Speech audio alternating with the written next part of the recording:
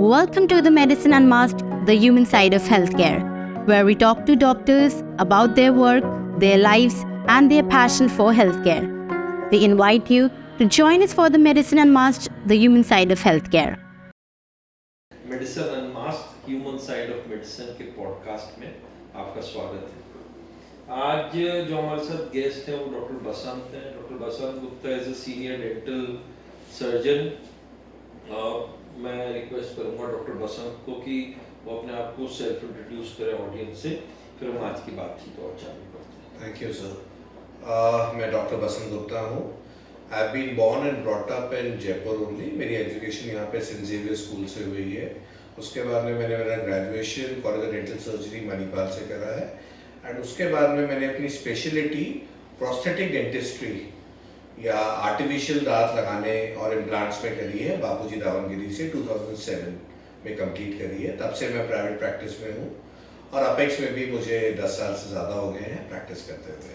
So doctor बसंत, आपने कहा prostho dentistry, तो ये भी एक बड़ी इंटरेस्टिंग चीज़ है। ज़्यादातर ऑडियंस को ये तो पता है कि डेंटिस्ट होते हैं, मगर मेनली क्या क्या ब्रांचेस होती है डेंटिस्ट्री की और उनका क्या हाशिया होता, क्या आशय होता है, किस तरीके के स्पेशलिस्ट क्या चीज़ को डील करते हैं। I think that will be an interesting thing to start. Yes sir, ये आपने बिल्कुल सही कहा कि बहुत कम लोगों को मालूम होता है कि डेंटिस्ट्री में पोस्ट ग्रेजुएशन होता भी है and you will be surprise to know कि डेंटिस्ट्री में पोस्ट ग्रेजुएशन 9 स्पेशलिटी में होता है, जिसमें से 5 प्रीडोमिनेंटली क्लिनिकल स्पेशलिटीज़ होती हैं और 4 को नॉन क्लिनिकल या कम्युनिटी बेस्ड स्पेशलिटी मानते हैं। जो मेन 5 क्लिनिकल बेस्ड स्पेशलिटीज़ हैं उसमें सबसे पहले है ऑर्थोडोंटिक्स, जिसमें कि बच्चों के तार बांधना, बच्चों के दांतों पे तार बांधना, टेढ़े मेढ़े दांतों को सही करना आता है। दूसरी स्पेशलिटी आती है एंडोडोंटिक्स, जिसमें कि रूट कैनाल करना, कॉम्प्लेक्स फिलिंग्स करना आता है। तीसरी है प्रोस्थोडोंटिक्स एंड इम्प्लांटोलॉजी, जिसमें जो भी आपके दांतों के ऊपर कैप चढ़ना है, कवर लगना है या कोई भी दांत या इवन कोई फेस का अंग जैसे कि नाक वगैरह भी अगर गायब है तो उसका रिप्लेसमेंट आता है। उसके बाद में आती है पेरियोडोंटिक्स। पेरियोडोंटिक्स मतलब मसूड़ों से संबंधित बीमारियां और उसका इलाज। और आखिर में आती है पीडोडोंटिक्स, मतलब 14 साल से कम बच्चों के दांतों के इलाज की स्पेशलिटी। ये 5 प्रीडोमिनेंट क्लिनिकल स्पेशलिटीज़ हैं जो कि काम में आती हैं। इसको छोड़ के जो एक छठी जो हॉस्पिटल बेस्ड प्रैक्टिस में आती है वो है ओरल एंड मैक्सिलोफेशियल सर्जरी, जिसमें कि फेस के ट्रॉमा, जो आपके दांत अंदर हड्डी में अटके हुए हैं उनके लिए, और कई मैक्सिलोफेशियल सर्जन इवन ऑन्कोलॉजी या कैंसर स्पेशलिटी में भी डील करते हैं।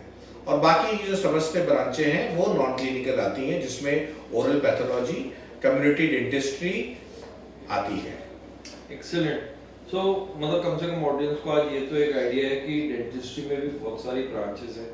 सो 2007 में जब आप पोस्ट ग्रेजुएशन करके आए, तब के जयपुर राजस्थान के या इंडिया का जो डेंटल वर्ल्ड था और आज की जो डेंटल दुनिया है, what is the difference that you see in that? Oh, it seems like absolutely a new world. बहुत बदलाव है, ऐसा लगता ही नहीं है कि उसी जगह पर है जहाँ पे कि हमने स्टार्ट करा था। जैसे मैं आपको एग्जांपल की तरह से बताऊं, मेरी स्पेशलिटी का 3rd डेंटिस्ट था जयपुर में 2007 में। और मेरे ख्याल से आज मेरी स्पेशलिटी के 100 से ज़्यादा डेंटिस्ट होंगे सिर्फ जयपुर में। सो बहुत फ़र्क आया है, एजुकेशन रीच बहुत बड़ी है, डेंटिस्ट रूरल एरियाज में भी बहुत आ गए हैं, स्पेशलिस्ट डेंटिस्ट भी पहुंच गए हैं रूरल एरियाज में, फैसिलिटीज़ में इंक्रीज हुई है, टेक्नोलॉजी वाइज इंक्रीज हुई है। और सबसे बड़ा जो बदलाव आया है वो पेशेंट के पर्सपेक्टिव में आया है। जैसे पहले लोग दांतों की बीमारियों को इतना इंपॉर्टेंट नहीं देते थे जितना कि आज तक देने लगे हैं। They have started spending time, effort and money on it. उनको मालूम पड़ा है कि दांतों की अहमियत क्या है और उनको दांतों का रखरखाव क्या करना चाहिए।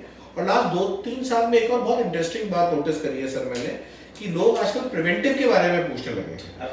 पहले हमारे 99.99% पेशेंट्स वो होते थे जिनको सिर्फ दांतों में दर्द हो गया है, वो ट्रीटमेंट के लिए आते थे। आजकल पेशेंट्स इसलिए भी आते हैं कि डॉक्टर साहब लोग ऐसा क्या करें कि आगे बीमारियां नहीं हो या बचाव कैसे करें बीमारियों से। तो बसंत, इसी से एक और बात है कि मतलब आजकल ये देखा गया है कि बाय डिफॉल्ट बच्चों के ज़्यादातर जो अर्बन एरिया में जो रहने वाले बच्चे हैं उनके बहुत जल्दी कैविटीज हो जाती हैं, सब कुछ हो जाती है। तो रूटीन में जैसे है दांत को साफ रखना, ब्रश करना, ये तो सब ठीक है, मगर इन कैविटीज का प्रिवेंशन के लिए क्या कोई कुछ और पता चला है या साइंटिफिक या डाइट में कुछ इस तरीके से, या is it still general cleaning that we depend upon? नहीं सर, बहुत चेंज हुआ है सर, जो आपने अभी पिन पॉइंट कर रहा है is very important. Recent time में आप देखेंगे बच्चों की कैविटीज बहुत बड़ी है। इसका एक मेन कारण है कार्बोहाइड्रेट रिच डाइट। अपने स्टार्च की क्वांटिटी और कार्बोहाइड्रेट की क्वांटिटी बहुत बड़ी है। Use of toffees, chocolates, carbonated drinks बहुत बड़ा है। तो इन सब चीजों से बहुत फर्क पड़ा है। दूसरी चीज, एक और जो मेजर चीज से फर्क पड़ा है, पहले अपन लोग खाना खाते थे टेबल कुर्सी पे बैठ के खाने की तरह से, आजकल इट इज मंचिंग। टीवी देख रहे हैं बच्चे, स्क्रीन्स पर हैं बच्चे, तो उस टाइम पे क्या होता है कि बच्चे ना तो खाने को ढंग से चबा के खाते हैं, तो रेसिड्यूज बहुत बच जाते हैं। प्लस जब आप हाथ धोने के लिए नहीं जा रहे तो मुंह में रिंसिंग तो आप करेंगे नहीं, तो वो खाना अटका रहता है और इसकी वजह से कैविटीज का इनटेक, मतलब कैविटी की प्रिवलेंस बहुत बढ़ गया है केरीज का। अब इसके लिए डेफिनेटली एक तो बहुत इंपॉर्टेंट है कि इन बिटवीन मंचिंग बिल्कुल खत्म हो। In between snacking is the major cause of dental caries presently. So अगर आपके बच्चे को टॉफी या चॉकलेट भी खानी है तो उसको खाने के साथ में ही खाने के लिए दे दीजिए। ये नहीं कि खाने के 2 घंटे बाद में टॉफी खा लेना, बिकॉज एवरी टाइम आप कुछ खाते हैं मीठा स्पेसिफिकली, तो आप अपने दांतों को प्रोन कर रहे हैं कैविटी अटैक के लिए। So it is better to have meals at one go rather than having it in parts. और मंचिंग तो एक मेजर कारण है ही। दूसरा जो आप देखेंगे सर, क्या जैसे आपने पूछा कि प्रिवेंशन के लिए क्या बढ़ा है, definitely we have got preventive therapies now. There is something known as fluoride therapy, जिसमें हम लोग क्या करते हैं, बच्चे के देखते हैं कि बच्चे में केरीज प्रिवलेंस कितना है और उसके हिसाब से उसको सजेस्ट करते हैं कि वो फ्लोराइड ट्रीटमेंट के लिए है। फ्लोराइड क्या करता है सर, अपने दांतों में जोड़ के एक ऐसी लेयर बनाता है जो ज्यादा स्ट्रॉन्ग हो जाती है, जिसमें कि कैविटी होने के चांसेस कम हो जाते हैं, known as fluorohydroxy apatite layer. But ये सबके लिए नहीं है, तो इसको ये किसके लिए है और कितनी फ्रीक्वेंसी से होनी चाहिए, इसके लिए अगेन आपको आपके डेंटल सर्जन को विजिट करना पड़ेगा। ये एक मेजर रीजन है जिसकी वजह से आप लोग प्रिवेंट कर सकते हैं सर कैविटीज को।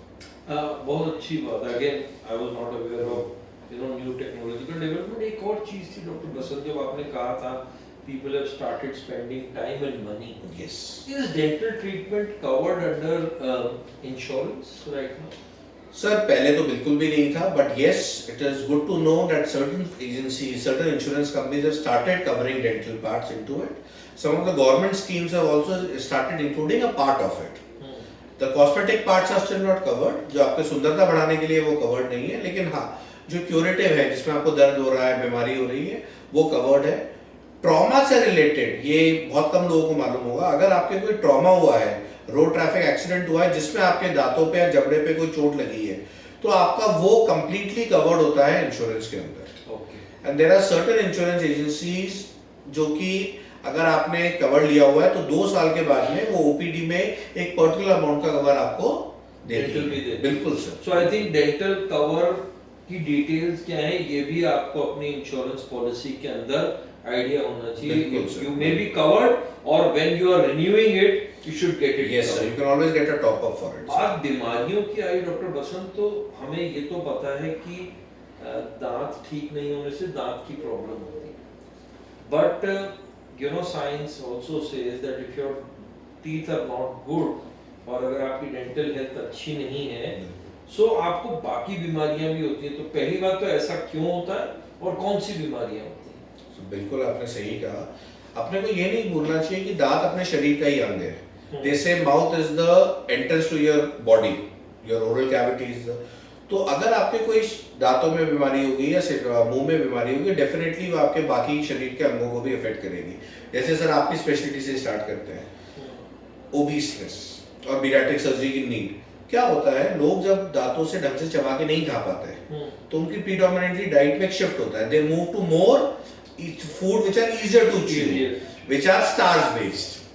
वही आपकी डायबिटीज लेवल को भी बढ़ाते हैं, ओबेसिटी को भी बढ़ाते हैं, शुगर को बढ़ाते हैं, उसकी वजह से आपका मोटापा बढ़ता है और सारी बीमारियां उसके साथ में आती हैं। सही बात। तो सर ये चीज बहुत इंपॉर्टेंट है। We get nowadays many patients who are referred to us by other physicians and everything कि वो खाना ढंग से चबा के नहीं खा पा रहे, तो आप उनके लिए क्या कुछ कर सकते हैं. And there are many times we have seen the change that a person moves from a starch-rich diet to a much healthier diet because he is now able to chew food.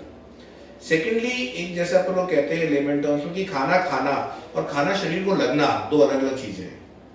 जब तक आपका खाना ढंग से चबेगा नहीं दांतों में और उसका पार्टिकल्स ब्रेक डाउन नहीं होंगे और वो सलाइवा से मिक्स नहीं होगा, तब तक वो प्रॉपर्ली डाइजेस्ट नहीं हो सकता. तो उसके लिए भी दांतों की बहुत बड़ी अहमियत होती है सर. थर्डली, अगर हम लोग बात करें तो nowadays studies have shown that अगर आपके मुंह में कोई भी इंफेक्शन है, बिकॉज आपके जो खून की संचार है, ब्लड सप्लाई है, वो सेम है, तो वो आपका इन्फेक्शन जो बैक्टीरिया है वो आपके दांतों से निकलकर आपके हार्ट में भी जा सकता है, आपके वॉल को भी अफेक्ट कर सकता है. There is a condition known as sub acute bacterial endocarditis, वो हो सकती है.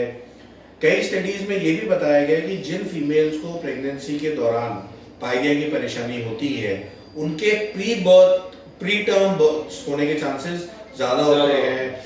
बेबी के लो वेट होने के चांसेस भी ज्यादा बढ़ जाते हैं. क्या हो सकता है कि डाइट अच्छी नहीं हो पा रही है जो कि खाना.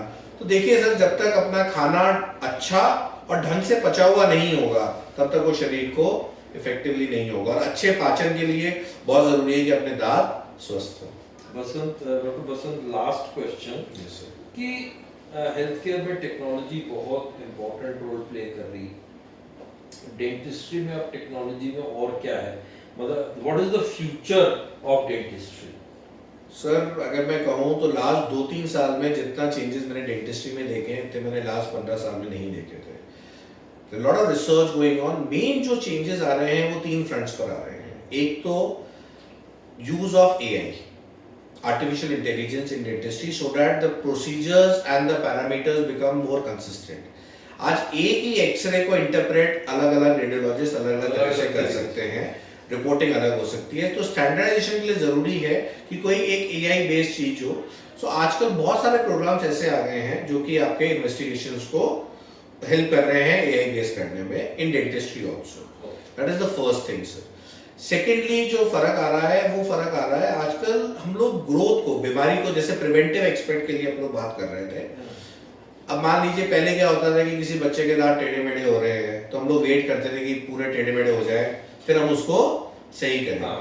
आजकल क्या हो गया है, ऐसा नहीं है. हम लोग एंटिसिपेट कर सकते हैं with the means of digital technology and with the help of radiographs वगैरह कि बच्चे में क्या प्रॉब्लम आ सकती है और उसकी ग्रोथ को ही मॉडिफाई कर सकते हैं.